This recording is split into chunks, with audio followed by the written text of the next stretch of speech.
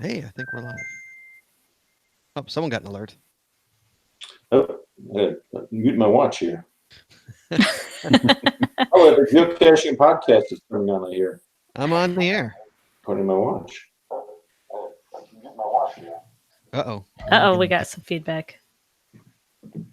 Who's that going? That was me, my iPad. Oh, okay. I shut it off. Don't shut it off. Just, If you want the chat, you can hit the pop out chat and then close the actual video. Okay. Oh, hello. DIG family, Russell Martin. Hey, Russell. What's up, man? Russell became a patron today. Thank you, Russell. Thank you. A Gold Star patron, no less. How about that? Nice. Gold Star. All right, guys, we're going to start in a minute. We got Bounce and DJW in his house on the show.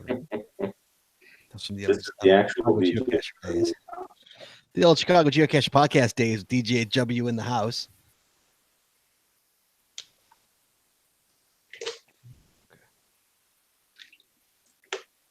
My mic seems low. Really? My mic seems low. That's interesting. Okay, let's check it out here. Thank you for that. Oh, I don't want to do that. How about now? Am I still low? Still low? Still low? I'm as loud as I could possibly be.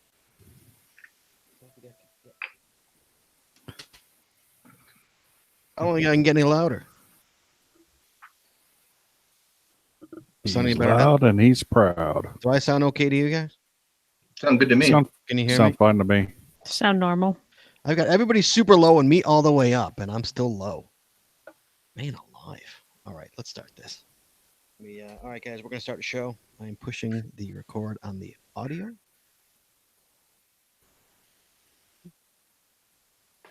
Okay. So, everybody ready? Sure. We're ready. Okay, here we go. 3. Oh, wait, hold on a second. Okay. 3, 2, 1. You wanna know how to find it. Seek it out when they hide it. You know it's in the bag when it's an easy grab. But come on, take a chance now. So go, geocache. If you need help, we're right there in a flash. If you got a question, just call in and ask. Uncover the stash on the Geocaching Podcast. The Geocaching Podcast. Welcome, everyone. It is Wednesday. It is 8:30, which means that it is once again time for the Geocaching Podcast. My name is Scott Burks. We have shortened it, manning the phones, and please welcome to my virtual left, my co-host, Jazz427.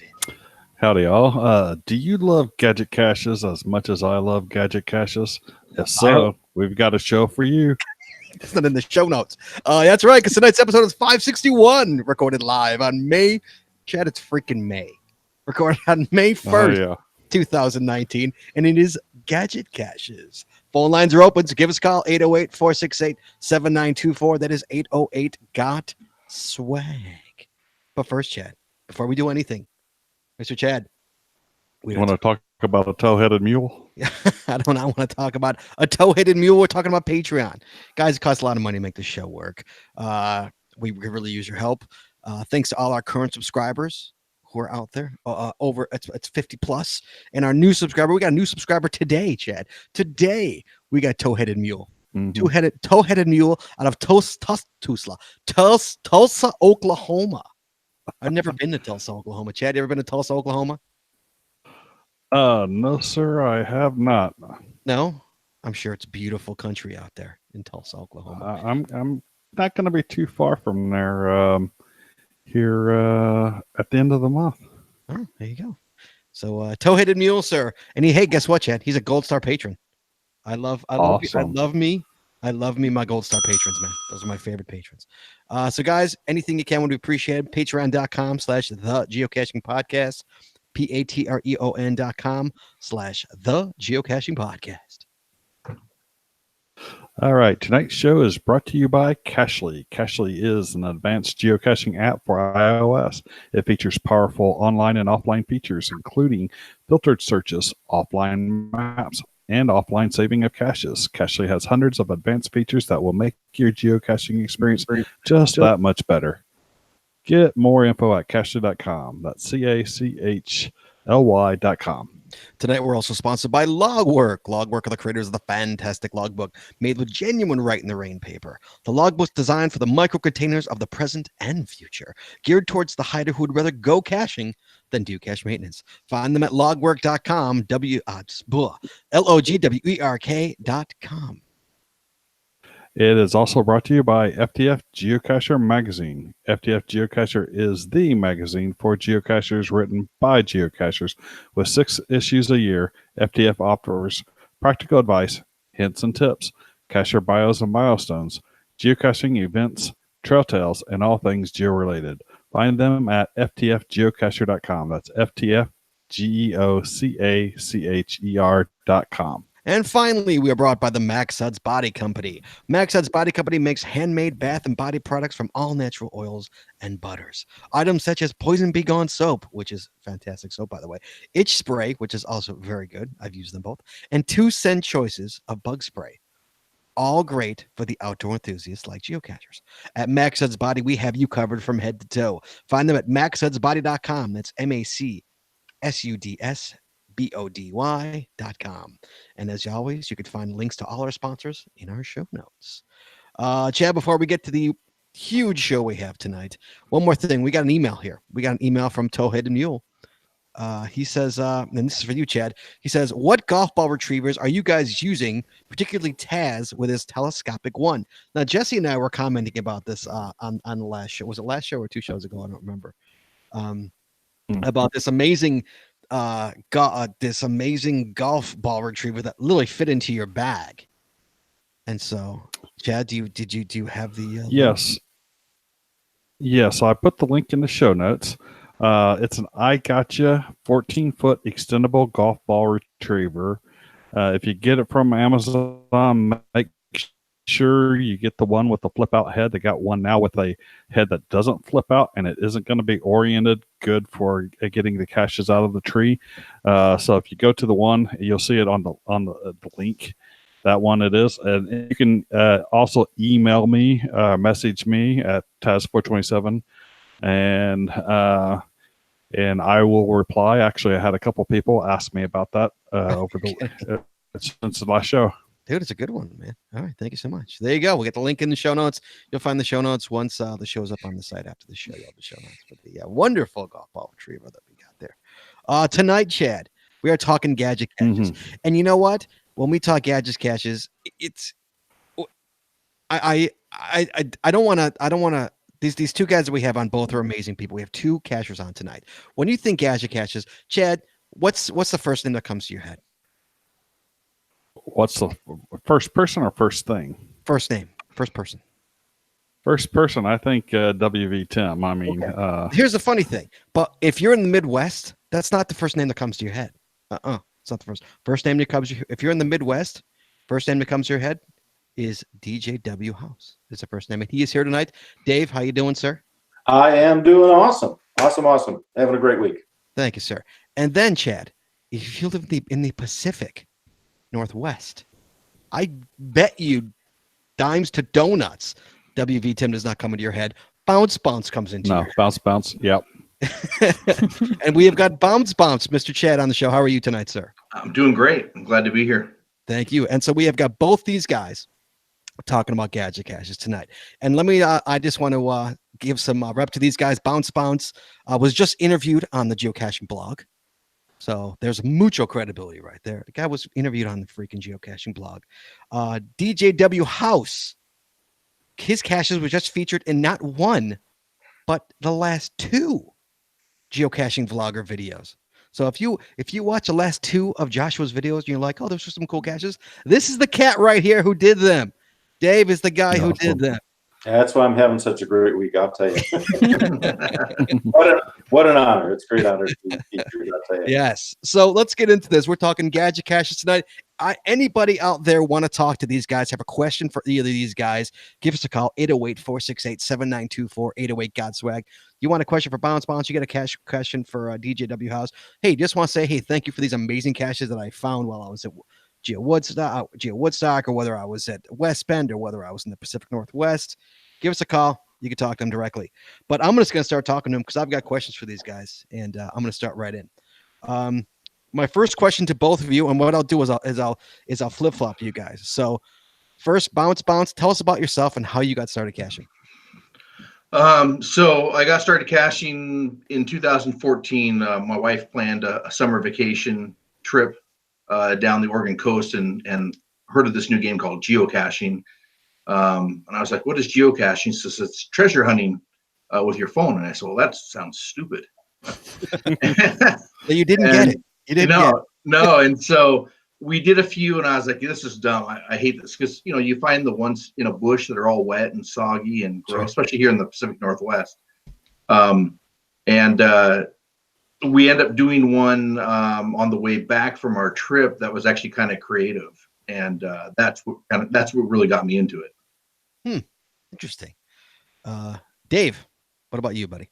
I'm a Wisconsin cheesehead. I don't know if anybody knows that. I kind of wandered over the border, managed to, I don't know if it's an escape or just a wandering, but grew up in Wisconsin. But I don't hunt, I don't fish, but we camped all over Wisconsin my entire life. So big appreciator of the outdoors, of trees, of camping.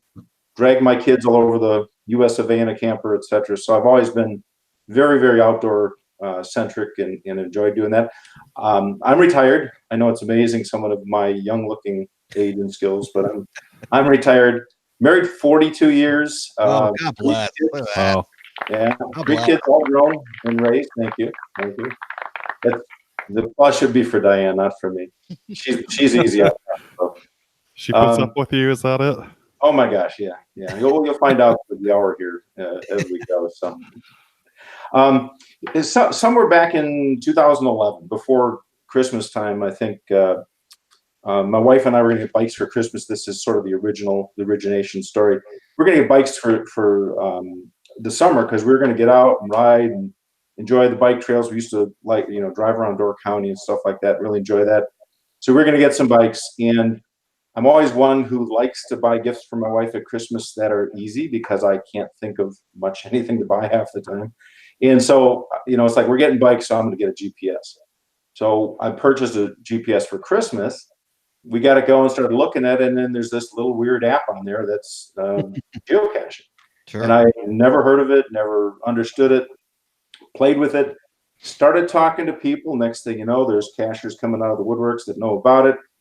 We found one down the street from our house, and we're kind of hooked since then. So, 2012, we got started just because of the app on the GPS. We never ended up getting the bikes. We ended up just walking it and doing the geocaching. But that's kind of how we got started, is a accidental purchase of a GPS that got us caching. Interesting. Awesome. Okay. And Dave, back to you, right back at you. What got you started creating gadget caches, not just geocaches? Yeah, I thought about this a little bit before the show here, and there's two people we're going to throw blame at here, and some people may know these folks, and some have some fame. Major Boothroyd and Poker 70s. So my wife and I have been cached about a year, maybe in 2013, and we discovered this thing called Moga. Had no clue that people actually got together, did crazy things. And it took you 2 years to meet somebody else doing this? 2013 was Moga night. Yeah, there's actually people that do it. So we went down there. We just kind of wandered and learned.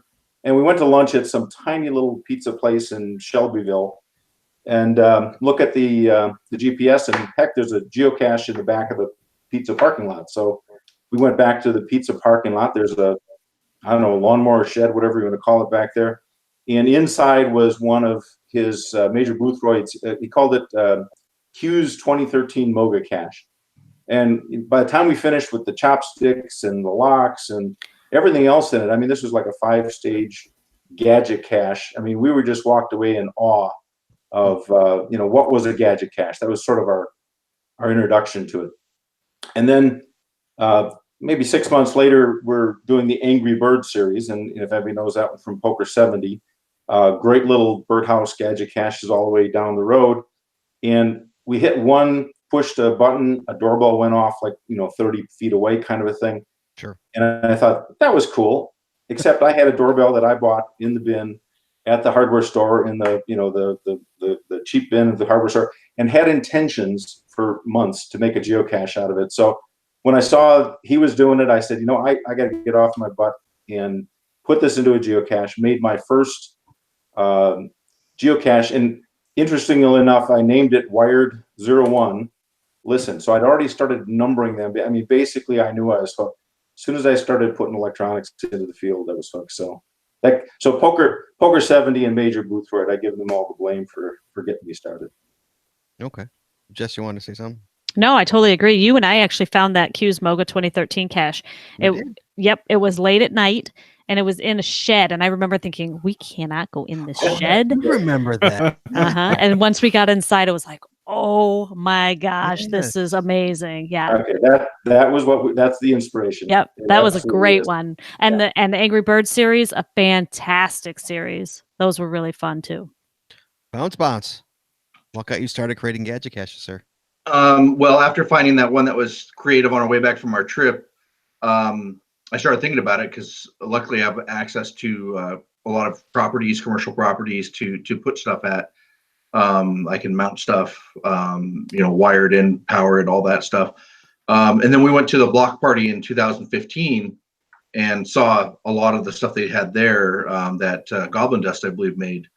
And, I was like, wow, this is really cool. I could really, really make some stuff out of this. So just started thinking. I actually started doing some light skirts, just like most people do. And then I learned that I hate light skirts, so I ended up getting rid of them. But my first light skirt though was, I think we searched for over an hour before I realized that even lifted up. And then I was like, oh man, that's the coolest thing I've ever seen. yeah, yeah, exactly. It probably got a favorite point too. So, Favorite. yeah. But then, so I just started thinking about different things. I've always been creative at making things, figuring stuff out and kind of trying to make something exciting. So just started throwing stuff together, putting them on the properties and Googling stuff. YouTube's a great place to learn about puzzles and stuff like that. Escape room games, you can kind of go off of those. And so just kind of started taking off from there.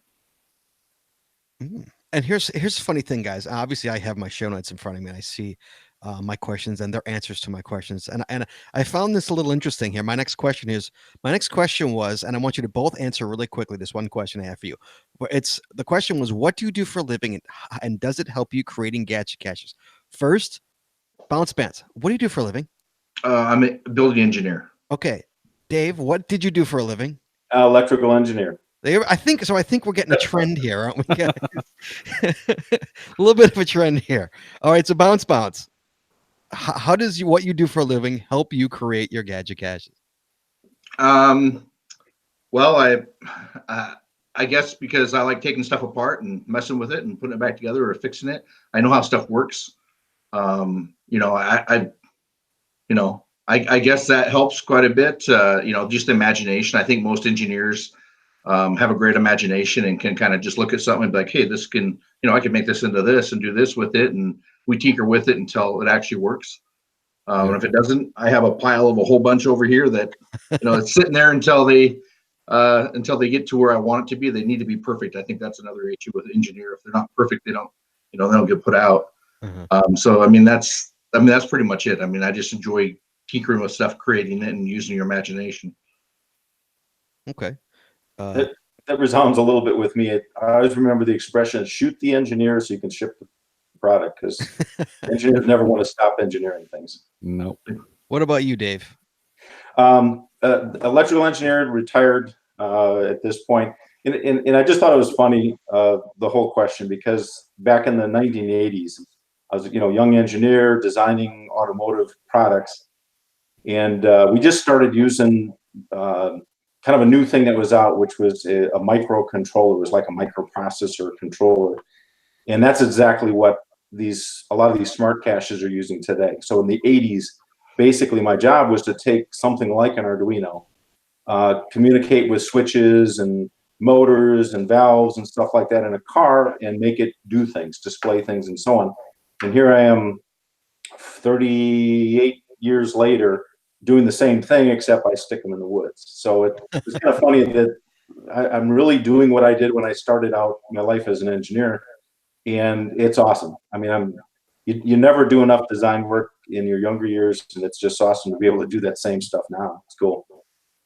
Yeah. Yeah, I've actually designed I think 8 different Arduino based gadget caches, but I haven't put any of them out. I really need to like finish it. It's like the code, the hardware, I breadboarded it up, tested all the stuff, but I haven't like put it in a container to put it out in the woods. That's the one final step that I've just been too lazy to do.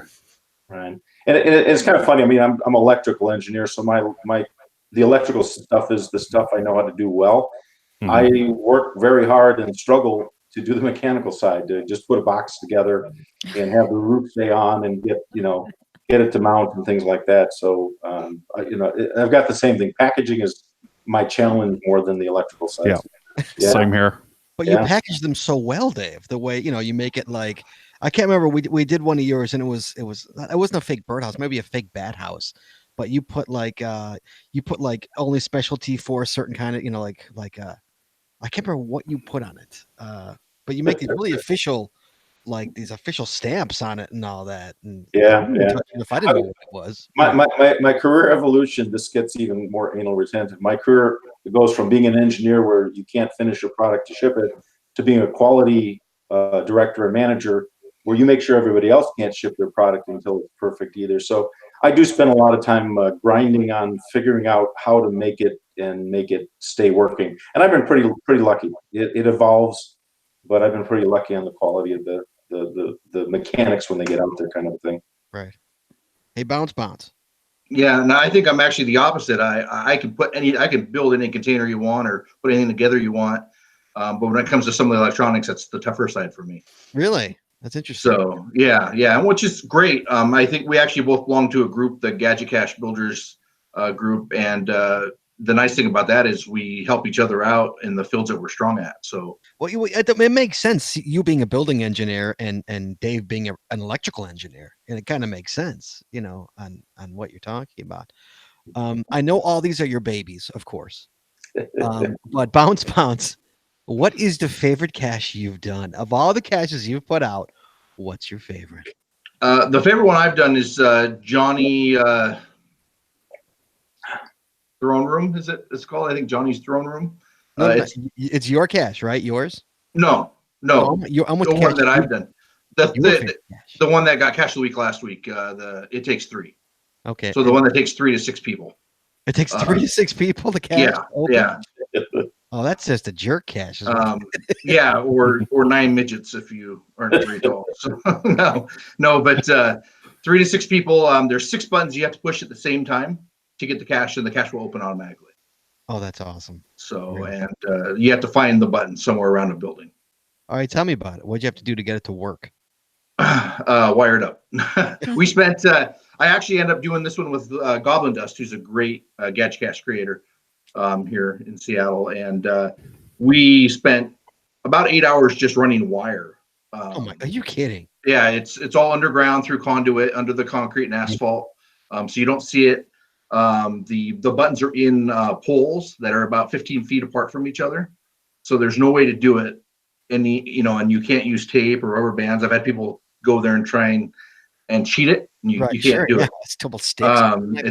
It's been kind of nice, but there's a jogging trail that's very popular right there, and there's 2 Pokemon gyms there. Oh, so you can get a lot of cachers in their logs be like, oh, we asked some Pokemon people to help us or some passerbys about it. So it's a great cache. It's my favorite one. Of course, it was out there for GeoCoin Fest, which helps the favorites, but it has over 200 favorites in 6 months. So.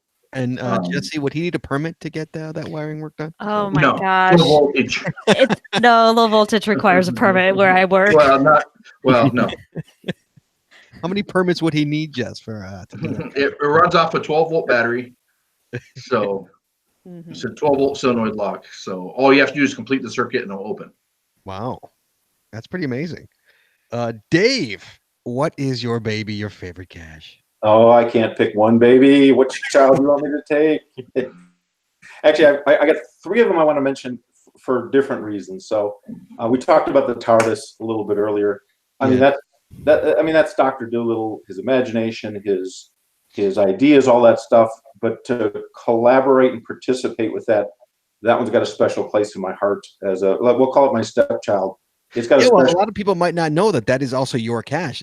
He's talking about in Wisconsin, right near West Bend, about 10 to 15 miles south of West Bend, is a full built TARDIS, Doctor Who TARDIS, and you have to do a little thing to get in there. And once you get in there, it's fantastic. It's an amazing cache. But Dave did all the electronics for it. And you don't get enough credit for that. People are a lot of people more than you might think know I've done that. But the fun thing about that is Ron calls me up and he just wanted a little help with the Simon game to kind of get started. And when I heard what he was doing and what he was going to take on, I said, oh my gosh, I've got to participate. And we're 60, 70 miles apart. I think I made 3 trips tops up there to install it, to check it, and to get going. So it was just anyway, it was a great collaboration. And you see this a lot. I mean, Goblin Dust and bouncebounce. I mean, we all kind of have this little secret club, which he mentioned, and you have to burn that later. But to help each other out, and this was a great collaboration. So it's sort of my stepchild, but I'll give it credit for that too. So my favorite creation cache is probably the one you've probably done too up in West Bend, which is the Face Darth Vader. I hated that one. Yes, geocache. A lot of people hate it, hated it. When they get it, they're so relieved they got it that they give it a favorite. It's Chad. It's one of those. It's a Darth Vader head, and you got it's the ring where you got to hit the ring, and if you hit the metal, you're out. You got to put the ring around the whole. It's a nightmare. We were there for a very, very, very long time. The worst part is that when there's like 20 seconds out, it starts ticking, and ticking gets quicker, so you panic. It's like tick, tick, tick, tick. Yeah. I would be very frustrated because I would be. And the worst part is you're there at West Bend, so there's people waiting, and so now you're under pressure because you look like an idiot. Now they're like they're tapping their feet, going, "Let's go," Yeah. It's like, well, there's a solution to that, It's like carry some electrical tape with you and insulate that thing, and more than one person is admitted to using other means to solve the problems. I may have watched somebody use a dollar bill. Yes. That works too.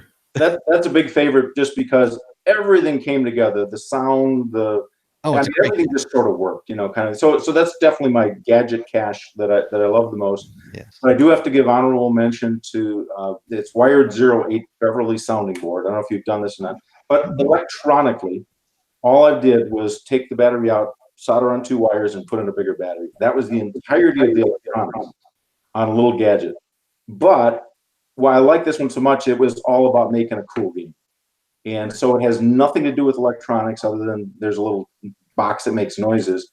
But it was creating a game from scratch. So that one's got a kind of a favorite spot because it's not electronic very much, but it is very much a fun gadget to do. So okay. Well, I don't know if we did that one, Jess. Did we do that one? That doesn't sound familiar. That one doesn't sound I familiar. did a lot of the Wires, but I don't know if I did the one in Beverly. I don't know if I've done that. Bounce. Your favorite geocaching gadget cache that's not yours. What do you look up to, sir? That's the now I haven't found a lot of caches. I think I'm only at 700, but Johnny I think it's Johnny Rocket Throne or Throne Rocket of Goblin Dust out here in the area. It's a honey bucket that you have to figure out how to get into. And then once you're in there, there's a whole bunch of buttons and switches and plays videos and makes noise and has a seatbelt on the throne. So you have to buckle up and stuff. So it's pretty cool. It's a great cache to do. And it's amazing. It's fun. I'm sure it's a lot like the Doctor Who one, right? It's once you get into it, what's in it is what really makes it. And just the thought process of doing it is great. So that's my favorite one that I've done so far. Okay. And it's called Johnny's Throne Room, correct? Yes. Whatever's in the show notes. Okay. I looked up the name for it on there, but yeah, Johnny Throne Room. Anybody who's listening, all the GC numbers will be in the show notes if you want to look those up in the show notes of it. So Johnny's Throne Room. Dave, what's your favorite gadget cache? Not yours.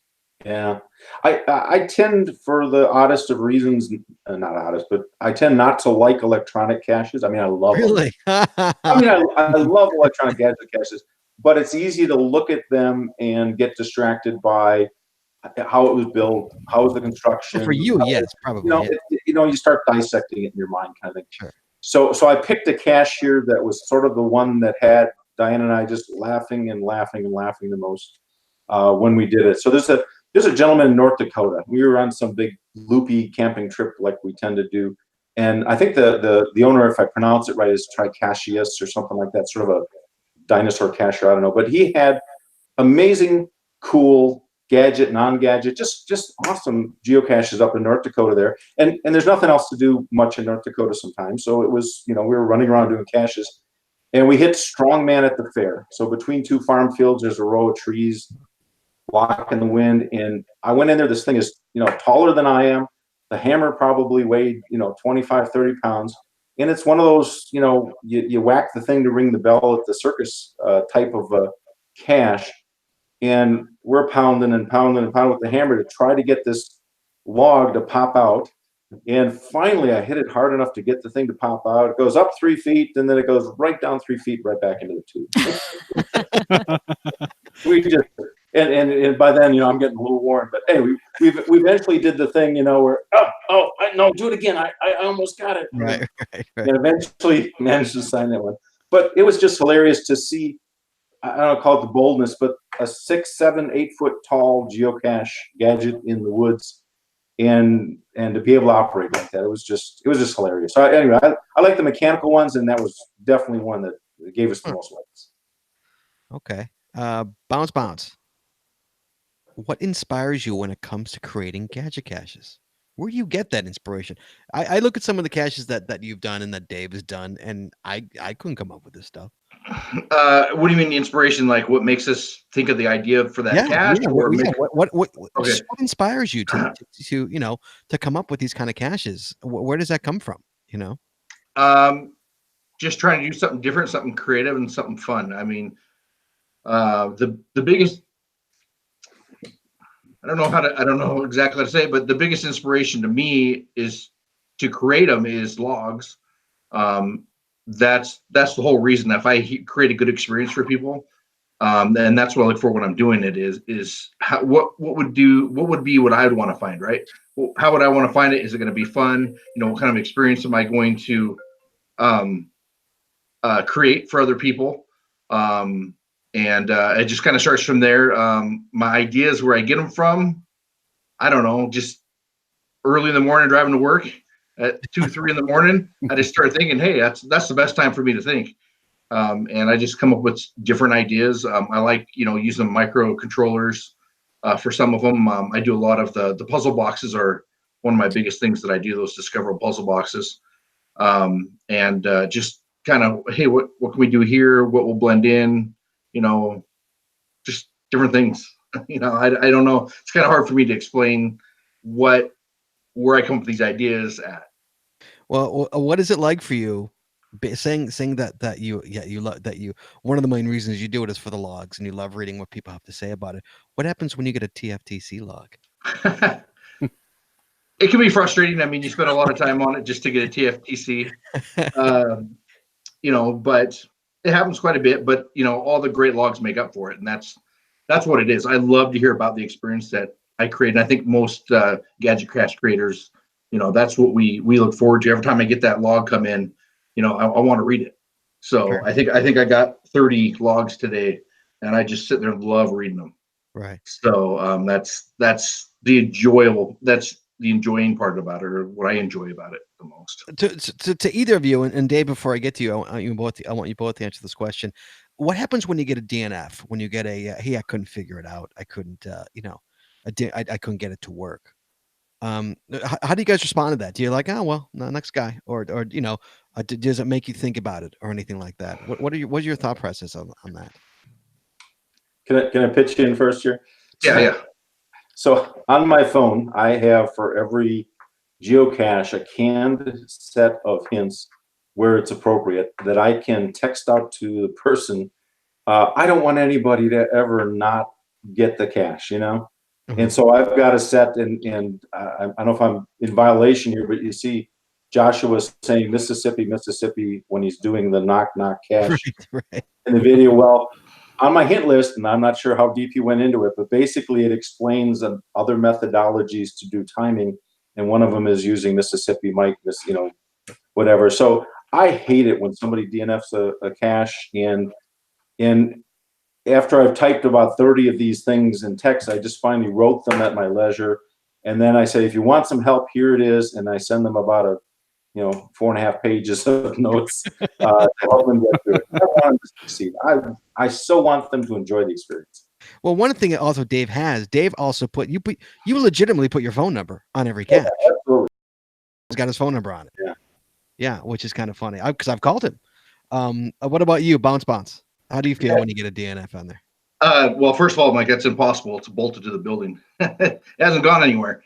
But a lot of people, a lot of them blend in, look real, look like something that should be there.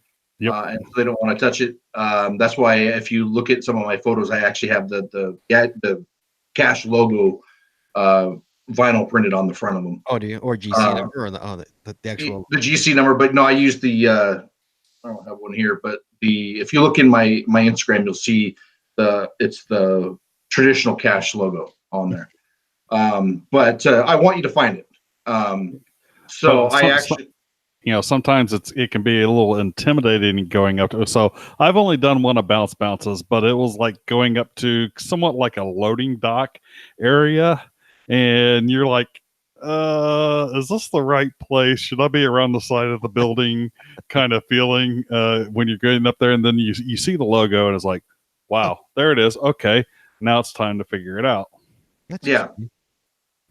That's probably the one that I get a lot of people asking, should I really get into this? Is it going to set off an alarm? It's a pump panel that lights up, has switches and gauges. Everything moves, the dials move and change numbers, all this stuff. And then once you open it up, there's a keypad you have to type in some answers for to get the code to get in. And then once you're in, there's an extra door to go into to get actually into the cache that's hidden behind all the gauges, the panels. So, but that one there, I get a lot of people. Should I really be getting into this?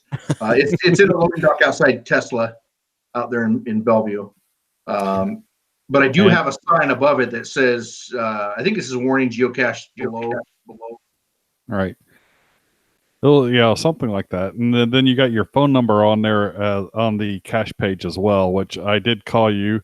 And then I realized that afterwards, if I would have just refreshed the cache, because I had an old GPX download of it in my phone, you had done some tweaks, I guess, later on, and it, you had of course posted it, but I had out of date information.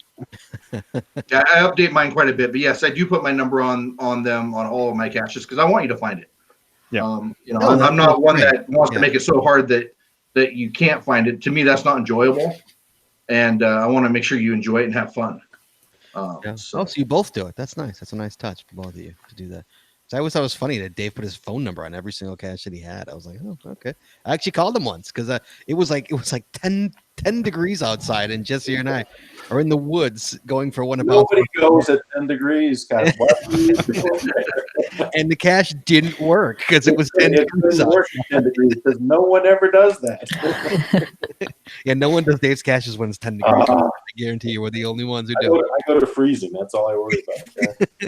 Yeah. So, Dave, really quickly, so what inspires you when it comes to creating gadget caches? So it's kind of funny. I think Chad already summarized exactly the way I feel about it. I mean, it's just I want a great experience. I love the logs. I do have to comment, if I get a TFTC, 3 times I've seen them where I've gone to the cache, I've opened the box, and I did not find the name on the signature. No. I made TFTC because they couldn't get into the box or couldn't solve the puzzle. So right. Yeah, so TFTC to me is suspicious. Yes. I don't think they may have experienced the whole thing in that case, kind of thing. So my goal in this thing is I want to either take someone's idea, another cache or a game or something like that, and just take it up 5 levels, elevate it, kind of like Top Chef, or a lot of the ones I'm trying to do is just do something nobody's done. And that's kind of the thing that excites me, is to come up with an idea for a cache that, as far as I know, nobody's actually done that kind of version. So I love doing that.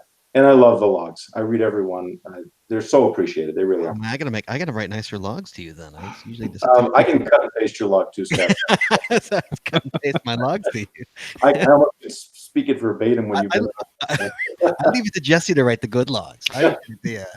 I just skip right to Jesse. Yeah, he really liked it if he leaves a favorite point. That's like yeah, that's right. If I leave a favorite point, I really like, because I don't leave any favorite Don't points. start now. Yeah. We have got a caller actually on the line. We've got the Baker Six Clan, Derek Baker from Behind the Cache. Derek, are you there, sir? Yeah, I'm here. How are you guys doing tonight? Hey, how are you doing? Doing fantastic. Love seeing that you guys got these great gadgeteers on tonight. You are also a gadgeteer, are you not, sir? Yes, I am, but what these guys do, mine don't even come close to compare to what they do. So I just really appreciate the inspirations that they have shared. And bouncebounce, we've worked on coming up with some ideas for some new ones, and just thank you for that. And DJWHouse, I'm hoping to get up your way and do some of your Gadget, and even get to talk to you on Behind the Cache sometime. That would be awesome. Do you have a question about the caching group, right? Correct? Yeah. Well, I'm also part of that caching group, and I just wanted to say, just throw in there, there's some great cachers out there. We love working together, getting inspirations, and just finding how we can improve this game and raising the bar on gadgets away from the lamppost caches. And it's just really cool. I saw a couple new posts today that just fantastic, excellent workmanship, and helps us to strive, all of us, to do better. Absolutely. And anybody, just to pimp you out a little bit, anybody who does not watch Behind the Cache on YouTube, it's a really nice channel about gadget caches and about all the caches. Are those your caches? They're not all yours, correct? No. I've only done, I think, maybe 3-4 of mine on there. I did a smart cache. I did one on autism last month. That was one of mine.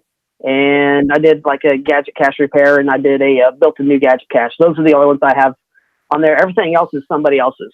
Oh, nice. So I went down to Savannah and did with Doc, Ranger Doc, who's got a ton of gadgets down there, and those are really great. So those are just a lot of fun. A lot of those are based off of West Virginia Tims, since I'm over here on the East Coast. Right. So. Right. Well, then WV Tim is your man. There you go. Yes. Hey, a great point from the caller to interject here. There's a couple of Facebook groups. There's a couple of clans, the YouTube videos, you name it. There's so much raising of the bar, even since when I started a few years ago, because people see other people's caches. Video shows like this, they get inspired. It's great. I think it's great for the sport that people are building on other people's ideas, sharing ideas, and so on. It's just awesome that really does help to inspire other people, and I get inspired by the videos I see too. So I think it's just great for the game. Good. Awesome. I really enjoyed it. I love it. I mean, I remember my first gadget, and from then on, it's like, this is what geocaching is supposed to be like. I mean, you're already using GPS, so why not make it more interesting and use that technology to do even more? Right. Yeah, absolutely. Yeah, absolutely. Yeah. I mean, one of my favorite caches is the Gadget cache. Technically not even an electronic Gadget cache. It was literally just it was called Get Real, and it was in the woods. It was a fishing pole hung up on a tree, and then the cache was hanging over, and you had to like let the reel out, and then the cache fell down, and then you had to ring it back up to get it back up there. A simple little basic Gadget cache that I blew my mind. Yeah. Absolutely blew my mind. Yeah. Yeah. Those are great. I mean, just like a tape measure hang up in a tree 15 feet too. There's another simple gadget that was absolutely amazing. Spent 45 minutes looking for that stupid thing. But absolutely, yeah. Well, hey, you know what? Derek, those are great. I appreciate the call very, very much, sir. Thank you for calling in. I love the fact that you called in. And You have a great show. I love Behind the Cache. It's a great YouTube show. I appreciate it very much. I enjoy it. Yeah, it's a good Thank show. you very much, and you guys are doing great too. Thank you, Love man. I watching appreciate the it. show every Wednesday. Thank you so much. I appreciate it. Call again soon. We'll talk to you soon. Thank you for calling in. All right, sounds good. Thanks. All right, bye. Yeah, those caches that come out of the sky or are up in trees. I have one that I want to redo. I did it real fast, but everybody thinks it's probably the best one I've done. It's you got to open up a electrical compartment that has a big on and off throw switch, and inside of it is a cord you have to unwind, and the cache actually drops about 25 feet away from you down the building. So it drops down from the top of the building, and everybody's like, "Oh, where's it at?" And they can't find it until they hear it hit the ground. Wow. So it's actually people's favorites. I actually kind of do not like it, but Well, one of my favorites is actually a lamppost cache in the woods, and it's like what you're saying. It's got an electrical box that is locked. It's got a wheel in there that you wind it up. It's got a metal conduit that goes up, and it looks like it's a lamp up there. The old lamp bulbs. But when you actually start releasing that, that whole lamp structure comes down, and that's plastic, Really? and that is actually the cache container itself.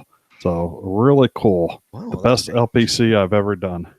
yeah, I get a lot of people on that one say that the log was missing, so they put one in there, and I'm like, no, that you didn't find it, because they don't unwind the rope to get to the log. They just drop one in there. Huh. Yeah, one of my tube caches, Tully Tubular number 4, is it still there? I get that, and it's like, well, you pulled the top off, and you found the cut string. But that's a red herring. It's like you got to figure out how to get the cache out of that tube. Huh. It's interesting. Moving along, guys, bounce, DJW. I'll start with bounce. What's the average time from thought process to go live on a Gadget cache? And if you can, trying to walk us through the process, if you can. It really depends on my motivation. No. It can go from a week for a real basic one to months, 6 months. I have one that's been 1.5 years sitting over here that I just don't have it exactly right. So I don't want to put it out there, but I would probably say average, 5 months, 6 months. Really? Tested it out, making sure it works good, making sure that I'm not going to have any issues. The one thing I like about my caches is I build them so I rarely have any issues with them. Mm-hmm. But I'll, just like we were saying earlier, as engineers, I think we get too picky about how things work and the way it looks, everything like that. So yeah, about 5 months, 6 months. And where do your ideas come from? Where do you get your ideas? Biggest thing is where I'm looking to put a cache, finding a location, then making it blend in, making it work with the location that it's at. So we did one at for instance, we did one at a coffee espresso stand, and it was another one for GeoCoin Fest, and we wanted to put on the outside of the building but not have it stick out. So it's actually a fake camera. You got to find a location that has an RFID card, and then you got to find somewhere to scan the card, and then you got to find out where to get the code. And the code inside the fake camera is LED lights that will flash different colors, and you got to count the colors and then decrypt them in the correct order to get it. So, and the baristas love that one. They love the fact that it looks like there's a camera there watching them. Sure. Yeah. Sure. I get a lot of good feedback on that one.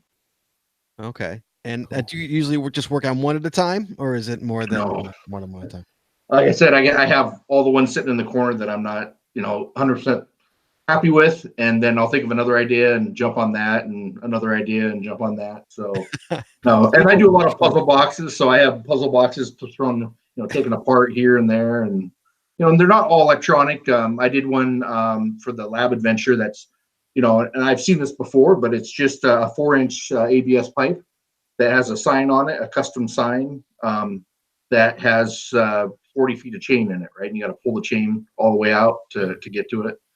But, those are quick, easy ones to do. Right. And I needed to put them somewhere in the woods. That had to go on the side of a road that's out by the woods. And so I wanted it to kind of blend in. So it says something like well monitoring station or something like that. Right. All right. Dave, what about you? What is your average time from thought process to go live? Yeah, this is probably the biggest place. Maybe Bounce and I differ a little bit on approach. I've got nothing in stock that isn't gone out. Pretty much everything that's started has a finish, and I'm a big kind of upfront planner person. So my inspiration works a little differently, maybe. So 2 to 5 months is kind of the range. There'll be multiple caches going sometimes, but mostly they're sequential. One will get done, another will get done. So I can do maybe 5 in a year, something along that line. So about the cycle time. The idea side of this thing is I think an oddity maybe in the way I approach the process here. Our grandkids, shout out to Avery and Grant. It's another name to mention. They have to watch this. Avery and Grant live 3.5 hours south in Mattoon, Illinois. So we drive down there, and I said I've been married 42 years. So my wife's retired, I'm retired. We spend a lot of time 24/7 together. The car ride down, if it's not a podcast, she's reading a book, and I'm just kind of quietly pondering life.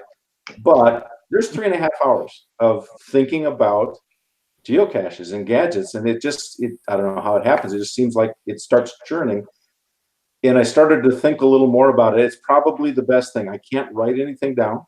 I can't take notes. So all you can do is churn for 3.5 hours and chew on ideas. And I don't know how many times we get down, getting close, and it's like, Diane, get out a pad of paper. Number 1, put down this. Number 2, put down that. And she's taking notes, and she keeps a notebook in the car for this purpose. So, but that's kind of the creative side of it, because 3.5 hours it takes to figure it all out and then come up with something that should be fun, should be good, has a sensibility to it. Anyway, so that's kind of my invention time, is driving down or driving back. After that, it's production. It's buy parts, get parts, build prototypes. It's the whole process you might go through, kind of a thing. So once an idea gets put to paper, it gets assigned a name and a number, and it's going to get pushed through, and we're going to make it work. So that's kind of the process I've been following. How do you guys cache with all this this time making gadget caches? How do you find time to cache? It's a legitimate trade-off. So I got in the range of 2,000, 2,500 caches before I really started hitting the bottle for caching. It sucks up your time. You're not getting out, but it's pretty much October. Plans go in October, November, then there's that holiday thing, and then January, February, March, April. It's cold, it's miserable, it's raining. Yeah, it's crappy, yeah. It's production time. So it's not the time I would normally be caching, right? Yeah. What about you? What about you, Bounce? I don't find too many caches. I'm not huge on finding them. I like creating them and hiding them. If it's a real creative cache, I do enjoy finding it, but I'm not one to get up Saturday morning and go, hey, I got to go find 10 caches today. Right. Okay. So I do like going to events, but I haven't found a cache in months. So that's funny. What is the starting with you again? Bounce back to you. What's the maintenance situation on a gadget cache? There's got to be some massive maintenance. Well, so how many caches you guys got, and what is the maintenance situation on these caches? I'm going to start with you, Bounce. So I'm trying to think how many active ones I have. 18, 19, something like that. I don't have too much maintenance on them because the way they're built, and the fortunate part about what I do is I can mount them to buildings, run power off of buildings. A lot of maintenance, I think, is battery issues, stuff like that. I don't have a lot of parts that can get yanked off or torn or broken off. Everything's kind of built into one big container, so not too many. The biggest one is like it takes 3. I changed the battery out. Well, I haven't changed it out yet. It should last probably 2 years. It's a big lead acid 12 volt, but I think mainly just batteries is the only one I have. I do have some where, you have all the different, you have the 2 wires they got to connect to 2 screws with numbers on them to get the thing to light up, and people end up breaking the wires. But other than that, there's not really any maintenance that I have to do. That's nice. Well, you also don't have, I know Dave's dealing with winter. Dave's dealing with, sub-zero temperatures all the time, which you are not dealing with. Yeah, I don't do birdhouses. Weather doesn't seem to get to mine. They're all in watertight containers or in parking garages, stuff like that. So, yeah, I don't have the elements to deal with as much. Dave, what about you? What's your maintenance situation like on your Gadget caches? How many do you have? What's your maintenance situation? Yeah, so 15 are currently active, which I was actually surprised. It felt like there were more. But there was more too. I would think there was more than 15. Yeah, but I've got probably 70, 80 other caches, normal caches out there, and I spend much more time. Probably should spend even more time on maintaining those than I do on the Gadget caches. Don't you have that series, Jesse? Did we do his series on bikes? Right? Yeah. So our intro to DJWHouse was the Moraine Hills State Park. Moraine Hills, yes. And every single one of those caches was unique and fun and earned a favorite all on its own. And then putting them all together on one huge trail was like that was by far one of my favorite days caching, without a doubt. Oh, that's nice high praise there. Yeah. Awesome. That's awesome. So on the maintenance on the caches, for a lot of good reasons, I use cedar, I seal wood, probably a little bit of that anal retentive engineer.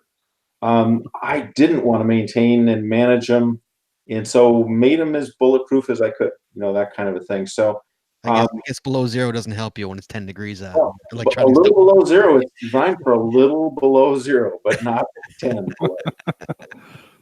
No one should be out caching in that weather. In our defense, we weren't out caching in the woods. That cache, it was the Love Boat one, the one that Joshua just. Love Boat one. Yes. It was. We were driving by the preserve, and Jesse's like, "Hey, there's a wired cache in there," and it was right by parking. So we turned in and went and got it. Gotcha, we didn't need to. and probably that specific cache is one of the very, very few with a motor moving part to where weather actually could make a little bit of difference. Yeah. I think what's nice about electronic caches is there's no moving parts. It's solid state. There might be one motor, one something in there, but for the most part, it's solid state. It doesn't care. And so really maintenance is pretty minimal. I think on average, putting out a new cache, something will screw up in the first month. The door swells and the latch doesn't fit right or something. And the Love Boat, in fact, had a couple of trips to where something wasn't quite done as well as it needed to. But once they get going, they're pretty much on their own. And kind of interesting to Chad's point on bouncebounce, rather not to confuse the Chads.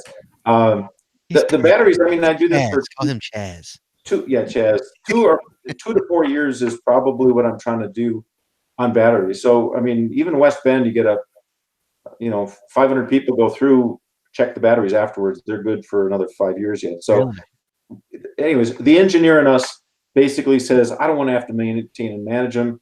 You build it right. You build it 5 times too hard than it should be, and then you don't have issues. So, maintenance has not been an issue, which is awesome. That's great. That's fantastic. I hate maintaining them. I hate having to go out there to do anything to them. There's been a couple I'm like, I'm just going to archive it. I don't want to go out there and take care of it. Yeah, you build them right the first time. There's no need to fix them. What's very funny about you two is that while bounce, most of your catches, correct me if I'm wrong, are urban, correct? They're all urban, yeah. And Dave, how many of your caches are urban? Up until the event, which is the first urban cache I have ever put out. Up until that event, they were all in the woods. Yeah. How crazy is that? Wow. That's kind of weird. Yeah. Yeah. Dave's are always hooked to a tree. Always. They look for a tree. So bounce, your caches are urban, correct? Yeah. Hooking it to a tree would be a maintenance nightmare to me. So, I make sure mine are all in the watertight electrical, containers. In my job, we tear down a lot of buildings or remove a lot of stuff, so I get external panels all the time, and just reuse them instead of throwing them away. That one that Chaz found out there at 520, That's one we tore down. That's a $750 container. Yeah. But we're going to tear it out of a building and throw it away. So I just reuse stuff like that, and they stay watertight. Yeah, I was kind of wondering about that because it's like, that's not inexpensive stuff that you've got sitting up there on that wall. Or I shouldn't say sitting up there. I should say bolted into it's the not wall. going anywhere. You can hang off of it, and it's not going to go anywhere. And so you put yours out there. I'm assuming obviously you get permission. So are you more or less looking for a location and then you try and figure out a cache? Is that your MO? Yeah. So I get a lot of people that actually come to me and want to put a cache out. Or if I find a place that we want to do something, I actually go out there and look at the property, look what's there, and think, okay, this is what I can do, and then I make up kind of a sample of what I could put out there, and then go back and meet with the people. So the first thing I look for is where I want to put it, and then what I think it could do to blend in. With the place. In fact, I don't know if you guys can see this, but I have a full book here. That actually I take with me of different containers that I've done, so I can actually show property owners of all different things. I custom make vinyl signs, and so I can actually make them to work with their property if they need to. And it's cash. Oh, so it's killed two birds kind of a thing. Yeah, and people like that. Like that barista stand. This is one thing. This is the logo. I don't know if you can see it. That's on the front of them all. Oh yeah. But, you literally go to these people and say, "I got a really weird question for you." I mean, it's that basic.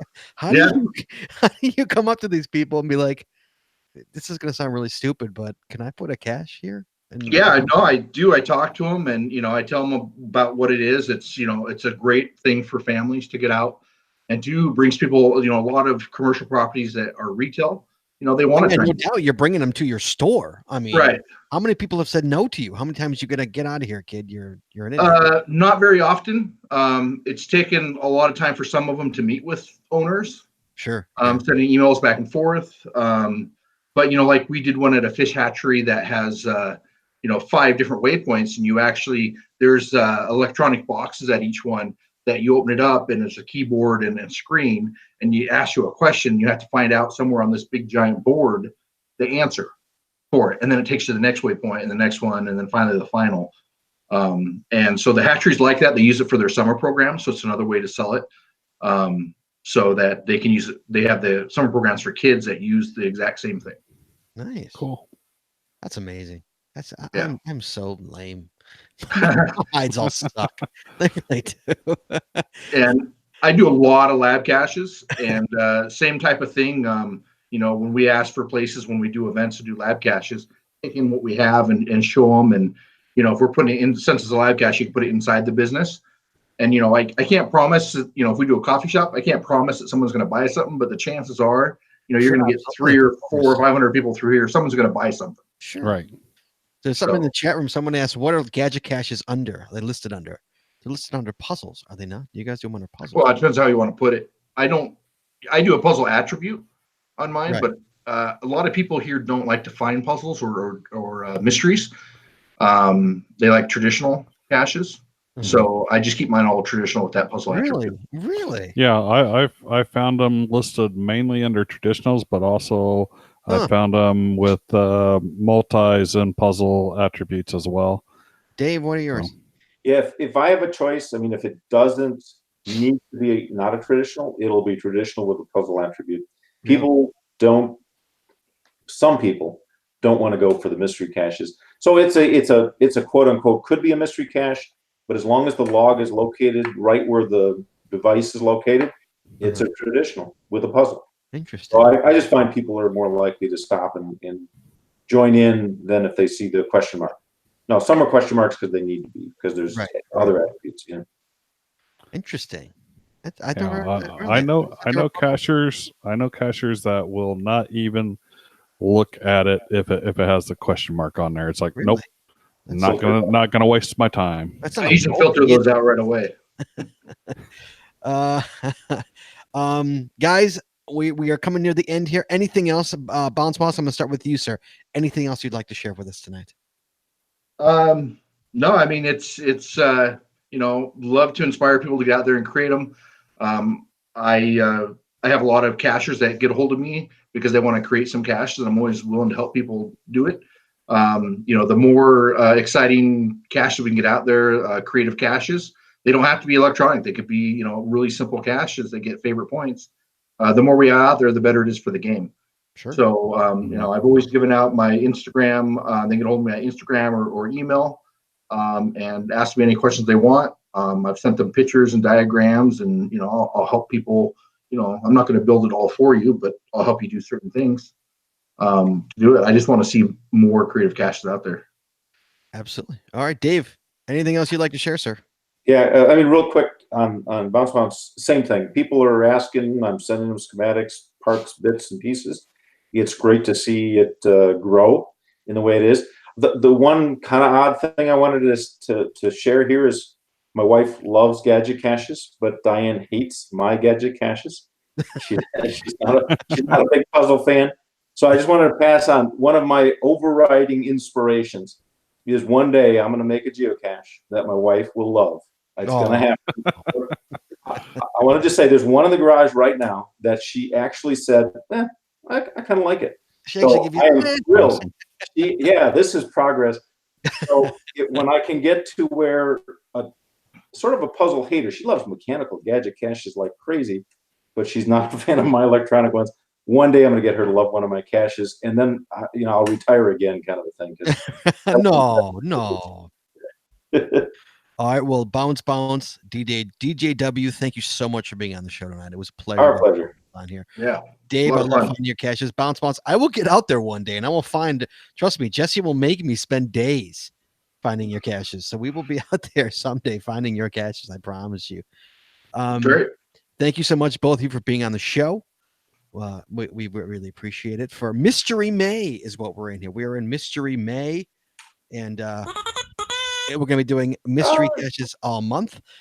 Next week, Sir Chad, not Chad Champion, Chaz. Next week, we're talking puzzle solving help for Mystery May.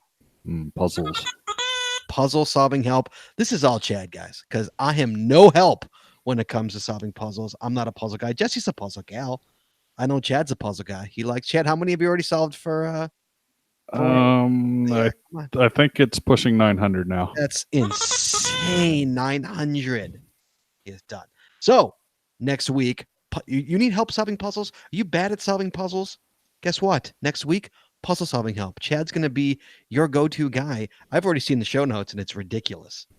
And so it's. I'm assuming. I don't know if Chad. I had to cut myself short on there because I was like, yeah, if I put everything in there, it's going to be at least a few hours. Well, no. What you do is you put everything in there, and we'll get to what we get to, but they'll still be in the show notes. I think what I'm hitting covers about 90% of the puzzle types that are out there. The main thing is being able to identify what the heck the puzzle is. Oh, okay. All right. So, guys, next week, Mystery May continues. Puzzle solving help. I look forward to hearing Chad talk all about this. Jesse Brown, too. Jesse Brown is amazing at solving puzzles, too. Sometimes. What do you mean sometimes? You used to be phenomenal at it. You used to be really good at it. She's my go-to puzzle gal. I know I can't solve puzzles for. Yeah. That's why it's one of the reasons I have Jesse. I hate puzzles. One of the mind users. Yes, me too. I'm like, that's what I make them so I don't have to solve them. So, guys, thank you so much. Chad, Jesse, thank you so much for being on the show. Listeners, thank you much for listening. The caller who called in, thank you so much. Patrons, thank you so much. We will talk to you guys next week. Let's close the show out, and we'll talk to you guys next week. Please join us again next week as we take your calls live every Wednesday night at 9:30 Eastern, 8:30 Central, right here at geocachingpodcast.com/live. The archive video versions of our podcasts are available on our website or on our YouTube channel, and the audio versions are available on most of your favorite podcatchers. If you like the show, please head on over to Apple iTunes and rate, review, and subscribe. We'd really appreciate it, and it really helps the show when you do. If you prefer to watch the show, please subscribe to the show on YouTube, and don't forget you got to click that little bell in the corner, the upper corner of the thing, to get notified whenever we go live. That's a millennial thing, guys. Be sure to like us on Facebook, follow us on Twitter for updates on upcoming shows and general geocaching information. If you haven't already, please consider becoming a patron of our show. With tiers starting as low as $3, you'll get a ton of additional information, extra videos, extra audio, only available to our patron members. Please head on over to patreon.com today and subscribe. That's patreon.com/The Geocaching Podcast. It really helps the show when you do, and we really could use it. Thank you so much in advance, guys. Thanks once again to our sponsors, Cashly, Logwork, FTF Geocacher Magazine, and the Max Odds Body Company. Please visit our sponsors, and when you make a purchase, tell them the GCPC sent you. That's all we got this week. We'll see you next week, talking geocaching, taking your phone calls. In the meantime, be good, be safe, hug your loved ones, and we'll talk to you guys next week.